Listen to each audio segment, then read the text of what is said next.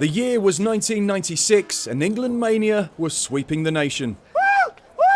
They weren't buying the Spice Girls. There was another record flying off the shelves and a whole nation was behind one man and his team. Fast forward 25 years and at the home of football, I'm about to take on the biggest challenge of my life.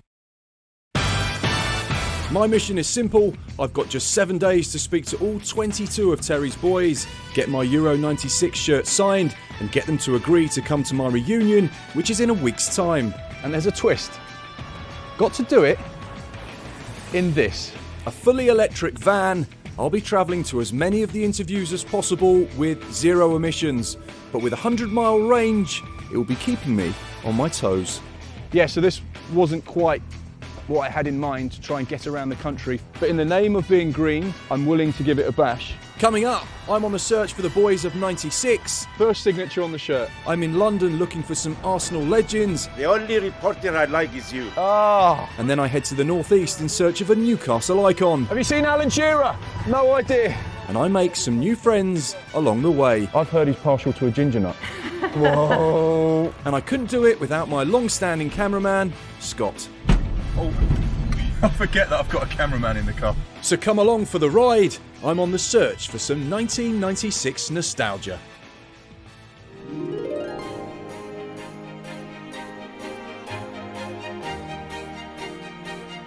It's coming home, it's coming home, it's coming, football's coming home.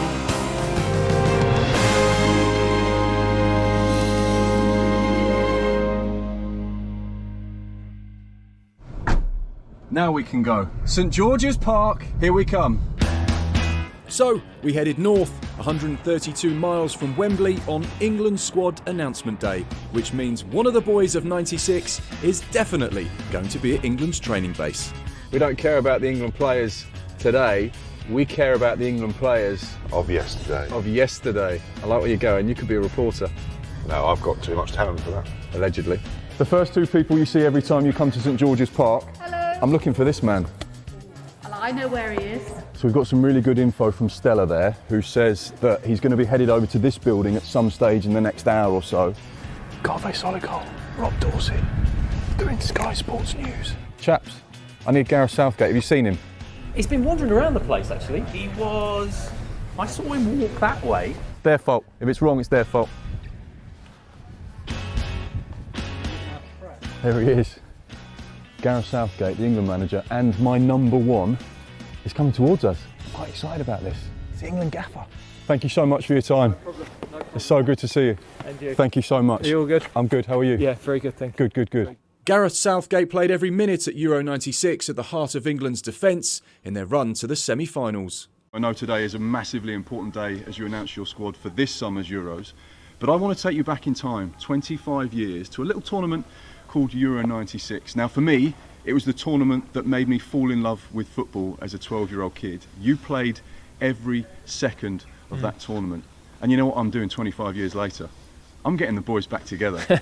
I've got a reunion, and my reunion wouldn't be complete without you coming along. Now, I know you've got a busy summer, but do you think you might be able to find it in your schedule just to come along for a little lemonade? Is there beer involved? If there's beer involved? Yeah, brilliant. Let's do it. Well, let's be honest, it was 1996, so the chances are there would be some beer involved. Yeah, or tequilas or something. Yeah. Something like that. I'll let you tell me the stories.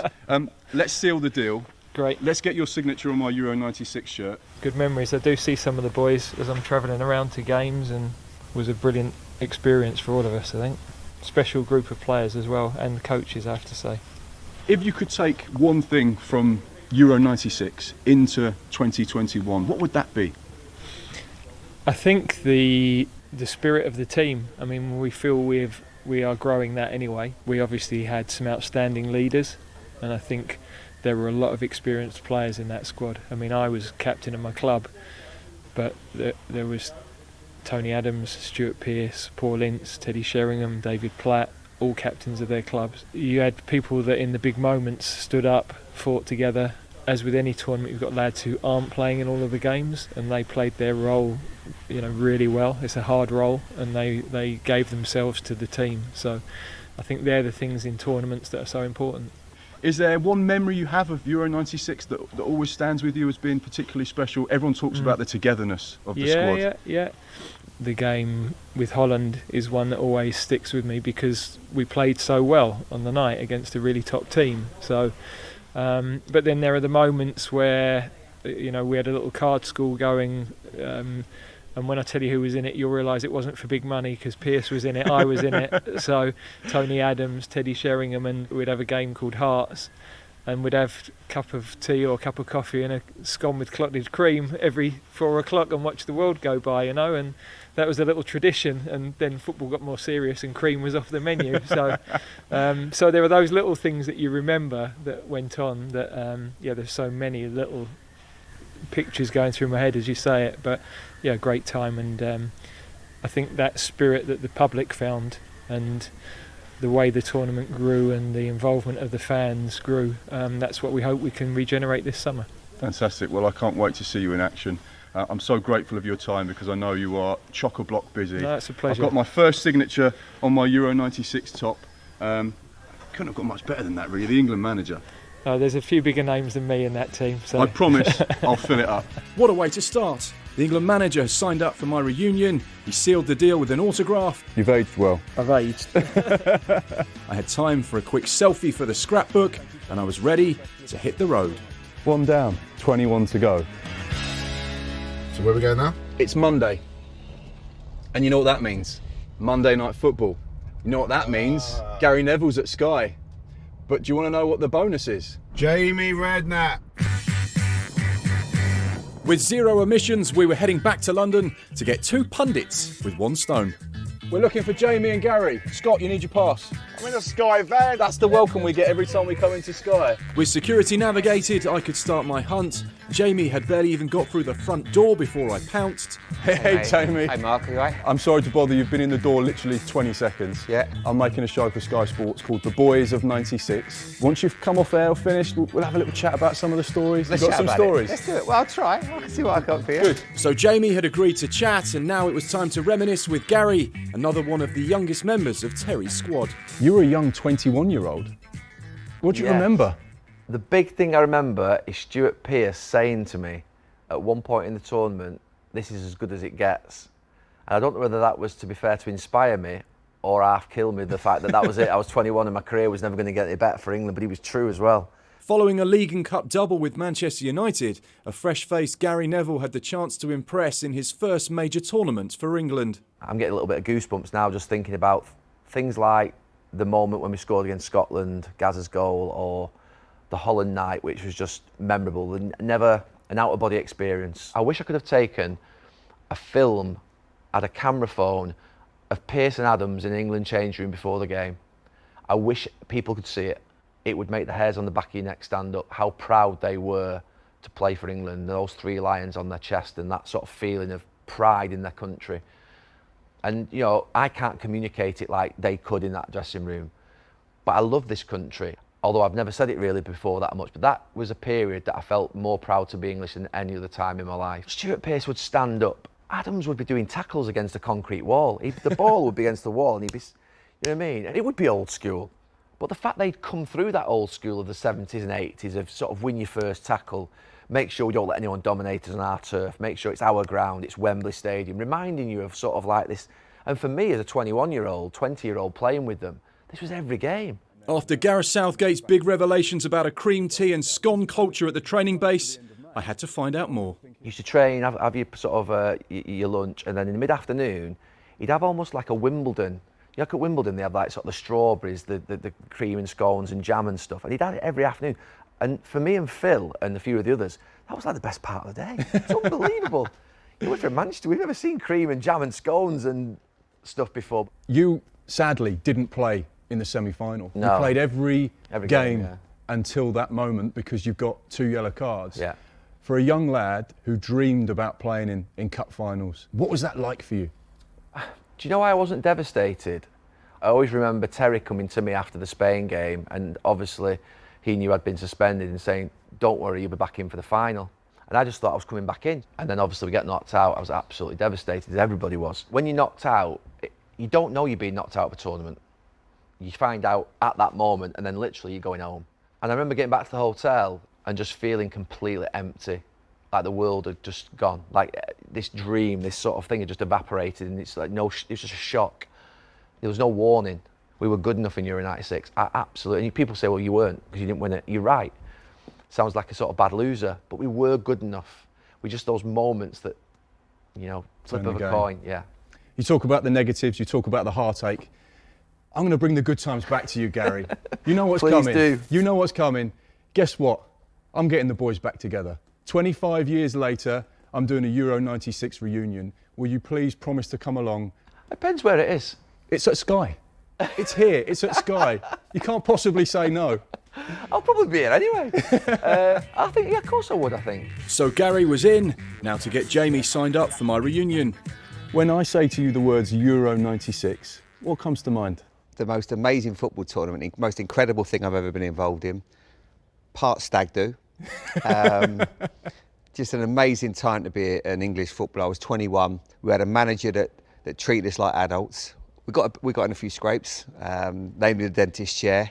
It was non-stop laughs. Is there one moment where you thought, we're in trouble here? We obviously drew against Switzerland in the first game. And I remember Terry Venables said, right, you can go home for a couple of days and clear your heads. We've got a massive game against Scotland next week. So I went back to Frank Lampard's house. Should we go to Faces? Oh, go on, let's go. I've only had a couple of beers. Faces is a nightclub in Essex. Faces is a nightclub in Essex, the famous nightclub in Essex. So quite what I was thinking about going there. Anyway, we were having a good time. I was being very sensible. But people were obviously looking, you're the England squad, not a great result. But an hour later, it must be 11, 12 o'clock. I look over, Sol Campbell comes in. I thought, well, that's all right. I'm not on my own. Then about half hour after that, Teddy Sheringham walks in. So I'm like, okay, well, it should be all right, then I'll be fine. No one's going to say anything. Sunday morning, the phone goes. It's Terry Venables. What have you done? I'm like, what do you mean? He said, you've got to face, I'll let you go. Yeah, but you didn't say we couldn't go out. I am now thinking, I'm getting thrown out of the squad. I've only just got in the squad, but I also know that one of the stars was with us, Teddy Sheringham. The next morning, when you stay in a hotel and you hear that shh, the newspaper goes under the door. And I remember picking it up, Teddy, Sol and myself. Terry was amazing. He went, you know what, boys, you made a big mistake, but I'll let this one slide. And I remember just that week thinking, right, you got so lucky there, Jamie. It's the most stupid thing you've ever done. You've got away with it. Now make sure you pay him back. And, when you train well. I was so nervous. I thought before, I'd even got a chance to touch a ball in the Euros, I was going to get thrown out of it. You came onto the pitch for that Scotland game, which still 25 years later is one of the iconic England results. And you managed to get in on the celebration as well. I remember Gazza the night before. If I score, I'm doing a dentist chair. I was like, go on then, Gazza, let's have it. He said, I'm going to score. I was like, perfect. So anyway, he does this amazing Peter skill, left foot over Colin Hendry's head, and it's this dipping volley. I'm running as fast as I can just to get with him because I'm just buzzing. 2-0, game over. McManaman's with me, Stevie Mack, one of my best mates, and we are just like the most amazing feeling. Alan Shearer's gone over. So he's gone into the corner and he's given it that, and I'm thinking, what's he going to do? And next thing he gets into the dentist chair position. Macca grabs a bottle, I grab a bottle, and it was euphoria like you cannot explain. One of the greatest moments of my life. I mean, I broke my ankle against Scotland, but I didn't leave the squad. I was like, I'm not leaving this. This is the best trip I've ever been on. Gazza's one of the footballing geniuses, particularly in that era of England where he was just so special. Tell us about him. I remember one story, which is one of my favourites, where at Burnham Beach is where the hotel is. Terry's there, he's doing interviews, and that was obviously a 10:30 show. And he said, yeah, the lads are just really good. Everyone, they're in bed now. I've got them really well behaved. But what Terry doesn't realise, we're in the bar watching it. We're not drinking. We're just having a laugh and having a chuckle. So as Terry Venables is talking like this to the camera, the hotel's in the background, but he can't see that Paul Gascoigne and Robbie Fowler start doing, like they're doing exercises, they're stretching their groins, they're doing all these hamstring stretches. And all you can see is like the silhouette of these two people doing these, like Terry Venables, and then you could see them everyone's starting to laugh, but Terry can't look behind him because he don't know what's going on. But that pretty much typified what we were about. We were like serious football players having a great time. It was still an amazing thing to be involved in, and it brings back so many great memories, not just for the players, I think for the fans. I think it's one of those you know, moments in, you know, going to every game where the crowds would just line the streets for us. It was bizarre, and you just thought, this is what football should be about. So as day one comes to an end, I've got off to the perfect start with a hat-trick of players all signed up for my reunion. Tomorrow, I'm back on the road and in search of more of Terry's boys, but I hit the biggest setback in my challenge so far. This wasn't really part of the plan.